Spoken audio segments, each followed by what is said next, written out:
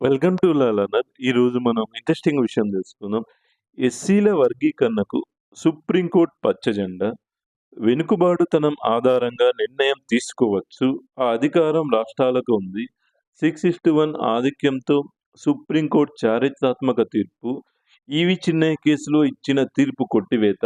భిన్నాభిప్రాయం వ్యక్తం చేసిన justice Bela M. Trivedi. Creamy layer ఉండాలన్న నలుగురు జడ్జీలు. 3 దశాబ్దాలుగా నలుగుతూ వస్తున్న ఎస్సీ రిజర్వేషన్ల ఉపవర్గీకరణ సమస్యకు పరిష్కారం లభించింది. ఉపవర్గీకరణకు సుప్రీంకోర్టు ఆమోదముద్ర వేసింది. రాష్ట్రాలకు దీనిపై రాజ్యాంగబద్ధ అధికారం ఉందని పేర్కొంది. వర్గీకరణను కొట్టేస్తూ 2004 నవంబర్ 5న E V Chinnaiah versus state of Andhra Pradesh కేసులో 5 సభ్యులతో కూడిన సుప్రీంకోర్టు రాజ్యాంగ ధర్మాసనం ఇచ్చిన తీర్పును కొట్టివేసింది.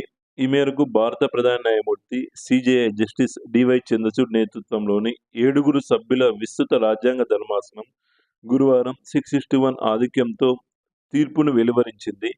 ఎస్సీల రిజర్వేషన్లు వర్గీకరించి అదే వర్గంలో అత్యంత వెనుకబడిన వర్గాలకు ప్రత్యేక కోటాలు కల్పించడానికి పచ్చజెండా ఊపింది.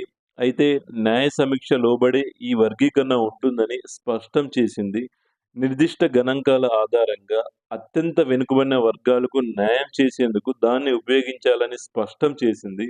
వెనుకబాటుతనం పేరుతో 100% రిజర్వేషన్‌ను ఒకే ఒక ఉపవర్గానికి దారాదత్తం చేయడానికి వీల్లేదని తేల్చి చెప్పింది.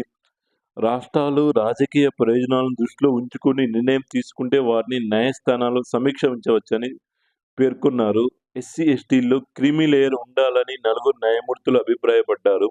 సీజేఐ వెలువరించిన 140 పేజీల తీర్పుతో 5 న్యాయమూర్తుల తమ విడివిడి తీర్పుల్లో ఏకీభవించగా, జస్టిస్ బేలా ఎం. త్రివేది మాత్రం విభేదించారు.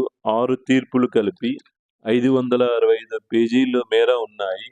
నెక్స్ట్ ధర్మాసనం ప్రధానంగా 2 అంశాలను పరిగణలోకి తీసుకుంది. ఎస్సీ జాబితాలో ఉన్న కులాలు ఉపవర్గీకరణ సబబేనా? ఆర్టికల్ 341 కింద ఎస్సీలుగా నోటిఫై చేసిన వారంతా సజాతి సమూహం కాబట్టి వారిని వర్గీకరించడానికి వీల్లేదంటూ E V Chinnaiah versus state of Andhra Pradesh కేసులో సుప్రీంకోర్టు 5 సభ్యుల ధర్మాసనం ఇచ్చిన తీర్పును సరిగ్గానే ఉందా అనే అంశాలు ఉన్నాయి. దీనిపై justice D Y Chandrachud, justice B R Gavai, justice Vikram Nath, justice Bela M. Trivedi, justice Pankaj Mittal, justice Manoj Mishra, justice Satish Chandra శర్మలతో కూడిన ధర్మాసనం విచారణ చేపట్టి ఫిబ్రవరి 8న తీర్పును రిజర్వ్ చేసింది. ఎస్సీ వర్గీకరణ 341 అధికరణ ఉల్లంఘన కిందికి రాదని జస్టిస్ చంద్రచూడ్, జస్టిస్ మనోజ్ మిశ్రా ప్రకటించారు. ఎస్సీలు సజాతి సమూహం కాదన్న చారిత్రాత్మక సాక్ష్యాలను ప్రస్తావించారు.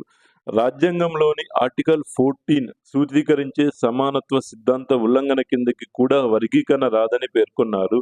ఎస్సీల్లో కొత్త కులాలను చేర్చడం లేదని, ఉన్నవారిని తీసేయట్లేదని, వర్గీకరణ మాత్రమే చేస్తున్నందుకు అది రాజ్యాంగ బద్ధమే అని పేర్కొన్నారు. ఉపవర్గీకరణ కొన్ని పరిమితులు ఉండాలి. ఎస్సీలకు రిజర్వ్ చేసిన సీట్ల మొత్తాన్ని వారిలో బాగా వెనుకబడిన వారికి ఇవ్వడం ఒక నమూనా. కొంత శాతం సీట్లను వారిలో కొన్ని వర్గాలకు కేటాయించి అది భర్తీ కాకుండా మిగిలిపోతే వారిలో ఇతరులకు ఇవ్వడం రెండో నమూనా అని సీజేఐ సూచించారు. వీటిలో దేన్ని అనుసరించాలనేది రాష్ట్రాలు ఎంచుకోవచ్చన్నారు. నెక్స్ట్ మెజారిటీ తీర్పును సమర్థిస్తూనే జస్టిస్ గవాయ్ కొన్ని ప్రత్యేక అభిప్రాయాలు వ్యక్తం చేశారు.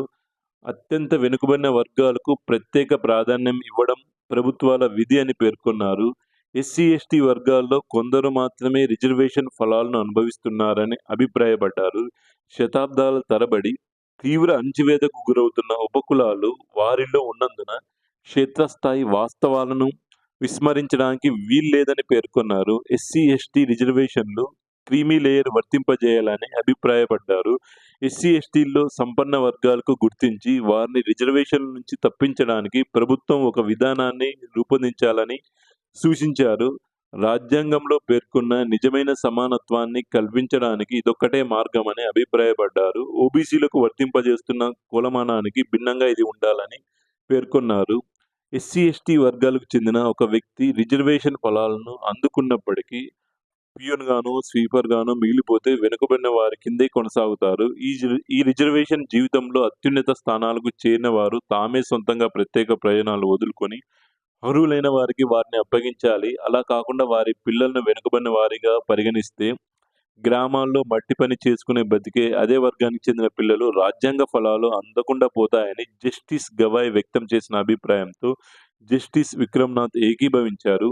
ఓబీసీలకు వర్తింపజేస్తున్న సంపన్న శ్రేణి సూత్రాన్ని ఎస్సీలకు విస్తరించాలని జస్టిస్ గవాయ్ పేర్కొన్నారు. రిజర్వేషన్‌లతో తొలితరం ఉన్నత స్థానానికి చేరుకుంటే, రెండో తరానికి దానికి వర్తింపజేయడానికి కూడా జస్టిస్ పంకజ్ మిత్తల్ సమర్థించారు. రిజర్వేషన్‌లకు ఒక తరానికి పరిమితం చేయాలని పేర్కొన్నారు. ఈ మేరకు రిజర్వేషన్‌ల విధానాన్ని పునఃసమీక్షించాలన్నారు. దీన్ని జస్టిస్ సతీష్ చంద్ర శర్మ కూడా సమర్థించారు. ఉపవర్గీకరణ సమర్థించిన 6 న్యాయమూర్తుల్లో జస్టిస్ బేలా ఎం త్రివేది విభేదించారు. మనం ఈ కేసు నేపథ్యం చూస్తే, ప్రభుత్వ ఉద్యోగాల్లో ఎస్సీ రిజర్వేషన్‌లో 50% వాల్మీకి, మహాజబీ సిక్కు సామాజిక వర్గాలకు తొలి ప్రాధాన్యంగా ప్రత్యేకిస్తూ 2006లో పంజాబ్ ప్రభుత్వం చట్టం తీసుకొచ్చింది. అలాంటి ఉపవర్గీకరణ చెల్లదంటూ పంజాబ్, హర్యానా హైకోర్టు 2010లో తీర్పు వెలువరించింది. ఈవి చిన్నయ్య వర్సెస్ ఆంధ్రప్రదేశ్ ప్రభుత్వం కేసులో సుప్రీంకోర్టు రాజ్యాంగ ధర్మాసనం 2004లో వెలువరించిన తీర్పును ఉల్లంఘించేలా పంజాబ్ చట్టం ఉందని హైకోర్టు అభిప్రాయపడింది. దాన్ని సవాల్ చేస్తూ పంజాబ్ ప్రభుత్వం అప్పట్లో సుప్రీంకోర్టును ఆశ్రయించింది. అనంతరం దీనిపై మరో 22 పిటిషన్లు దాఖలయ్యాయి. ఎంఆర్‌పీఎస్ వ్యవస్థాపక అధ్యక్షుడు మందకృష్ణ కూడా ఇందులో ఒక పిటిషనర్‌గా ఉన్నారు. పిటిషన్‌లను విచారించిన 5 సభ్యుల రాజ్యాంగ ధర్మాసనం 2020లో దీన్ని విస్తృత ధర్మాసనానికి బదిలీ చేసింది. సీజేఐ నేతృత్వంలోని ధర్మాసనం దీని విచారణకు చేపట్టింది. వర్గీకరణ ద్వారానే సామాజిక న్యాయం సాధ్యమవుతుందని కేంద్ర అభిప్రాయపడింది. అప్పుడే ప్రభుత్వాలు సరైన పథకాలు రూపొందించగలవని తెలిపింది. రిజర్వేషన్ల అసలు లక్ష్యం నెరవేరాలంటే కోటా హేతుబద్ధీకరణ చాలా ముఖ్యమని పేర్కొన్నారు. నెక్స్ట్, వర్గీకరించడం రాష్ట్రపతి ఉత్తర్వులను మార్చడమే. రాష్ట్రపతి ఉత్తర్వుల ద్వారా ఆర్టికల్ 341 కింద నోటిఫై ఇచ్చిన ఎస్సీ జాబితాను రాష్ట్రాలు మార్చకూడదు. ఎస్సీ జాబితాలో కులాలను చేర్చడం, తీసివేయడం పార్లమెంటు ద్వారానే జరగాలి. ఎస్సీల వర్గీకరణ అనేది రాష్ట్రపతి ఉత్తర్వులను మార్చడం కిందకే వస్తుంది. కార్యనిర్వాహక నిర్వహణ అధికారాలు లేకుండా రాష్ట్రాలు ఎస్సీ రిజర్వేషన్లు వర్గీకరింపజాలవని మెజారిటీ తీర్పుతో విభేదిస్తూ జస్టిస్ బేలా ఎం త్రివేది ఆయన అభిప్రాయాన్ని చెప్పారు. నెక్స్ట్, జస్టిస్ పంకజ్ మిత్తల్ అభిప్రాయాన్ని మనం పరిశీలిస్తే, దేశంలో మొదట్లో కుల వ్యవస్థ లేదు. వర్ణ వ్యవస్థ క్రమేపీ కుల వ్యవస్థగా తప్పుగా అర్థం చేసుకున్నారు. స్వాతంత్రం తర్వాత మరోసారి మనం కులరహిత సమాజంలోకి అడుగు పెట్టడానికి ప్రయత్నించాం. అణగారిన వెనుకబడిన తరగతులకు పైకి తెచ్చేందుకు సామాజిక సంక్షేమం పేరుతో మళ్ళీ మన కుల వ్యవస్థలో ఉచ్చులో చిక్కుకున్నాము. ఒకసారి ఒప్పుకున్న దాన్ని ఏ తరగతి నుంచి వెనక్కి తీసుకోలేమన్నది అందరికీ తెలుసు. రిజర్వ్డ్ కేటగిరీ వారికి కల్పించాలి ప్రయోజనాలు అంతే అని జస్టిస్ పంకజ్ మిత్తల్ అభిప్రాయపడ్డారు. జస్టిస్ బిఆర్ గవాయ్ మనం అభిప్రాయాన్ని పరిశీలిస్తే, ఎస్సీ ఎస్టీల్లో క్రిమీ లేయర్‌కు గుర్తించే విధానాన్ని రాష్ట్రాలు రూపొందించాలని, వారికి రిజర్వేషన్లు ప్రయోజనాలు తొలగించాలి. ప్రభుత్వ ఉద్యోగాల్లో తగినంత ప్రాతినిధ్యం లేని తరగతులకు ప్రాధాన్యం లభించేలా చేయడం ప్రభుత్వ విధి అని జస్టిస్ బిఆర్ గవాయ్ అభిప్రాయపడ్డారు. జస్టిస్ డివై చంద్రచూడ్ అభిప్రాయాన్ని మనం పరిశీలిస్తే, వెనుకబడిన వర్గాలకు సమాన అవకాశాలను కల్పించడమే రిజర్వేషన్ల ప్రధాన ఉద్దేశ్యమని, కొన్ని కులాలకు సరైన ప్రాతినిధ్యం లేనప్పుడు రాష్ట్రాల వర్గీకరణ చేపట్టవచ్చు. వెనుకబాటు కారణంగా ఆ సమూహానికి తగిన ప్రాతినిధ్యం లభించలేదని ఖచ్చితంగా నిరూపించాలి. దానికి డేటాను స్టేట్ సర్వీసెస్ నుంచే తీసుకోవాలి. ఇందిరా సాహ్ని కేసులో రిజర్వేషన్ల వర్గీకరణకు ఓబీసీలకు మాత్రమే ఈ కోర్టు పరిమితం చేయలేదు. ఆర్టికల్ 16(4) అధికారుల కిందకు వచ్చే అన్ని వర్గాలకు ఈ ప్రయోజనాన్ని కల్పించాలని చెప్పింది.